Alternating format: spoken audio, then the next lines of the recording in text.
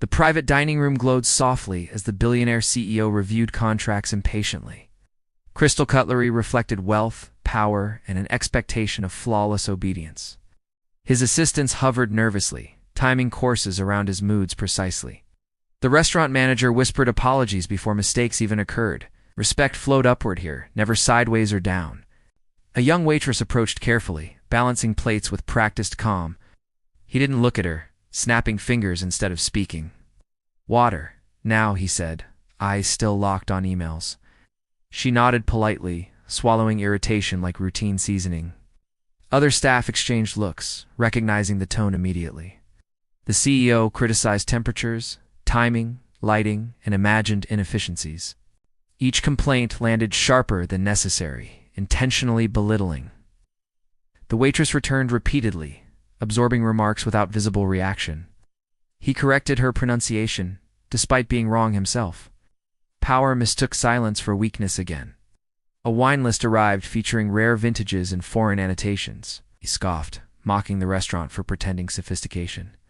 He waved the waitress over dismissively, smirking confidently.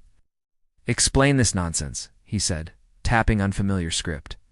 Laughter followed from executives eager to mirror dominance. The waitress glanced down, eyes sharpening briefly. She recognized the dialect instantly, long dormant but alive. Years of study resurfaced behind her neutral expression. She inhaled once, deciding how much to reveal. Silence stretched longer than his patience allowed. She began translating fluently, voice calm, precise, unwavering.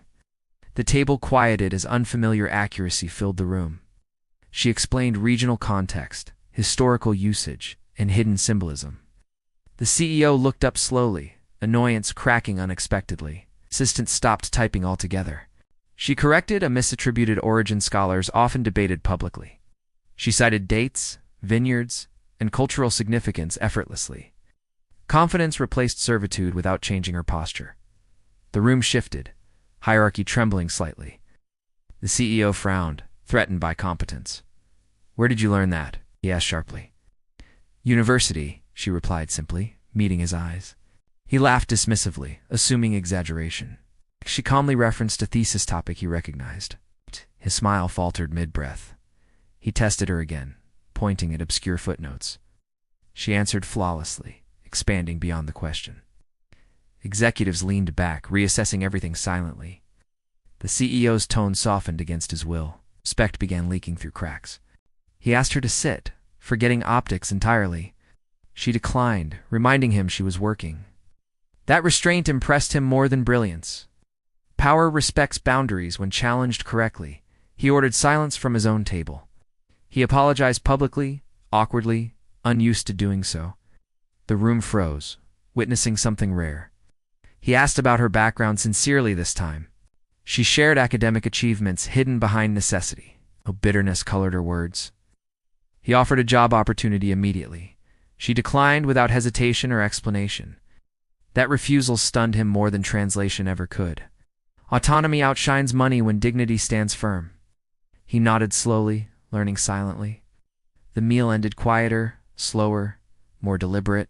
He thanked staff individually before leaving. Assistants noticed the change immediately. The waitress returned to her shift unchanged outwardly, but the room remembered her. Weeks later, the CEO funded a scholarship anonymously, supported students working service jobs quietly. He never mentioned the dinner publicly. Lessons learned privately tend to last longer. Respect rewired his leadership subtly. The waitress completed her degree debt-free. She chose academia, not corporate corridors. Her work gained recognition steadily, honestly. She never referenced the restaurant incident. Power didn't define her story. The CEO returned months later, quieter, observant. He requested her section respectfully, served him like any other guest. Quality felt earned, not granted. Both understood the balance now. Arrogance collapses fastest under calm intelligence. Genius doesn't need volume to be heard. Respect begins where assumptions end.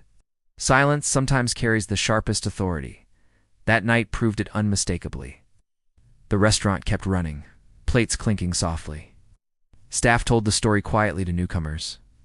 Not as gossip, but warning. You never know who's serving you. and power isn't always seated at the table.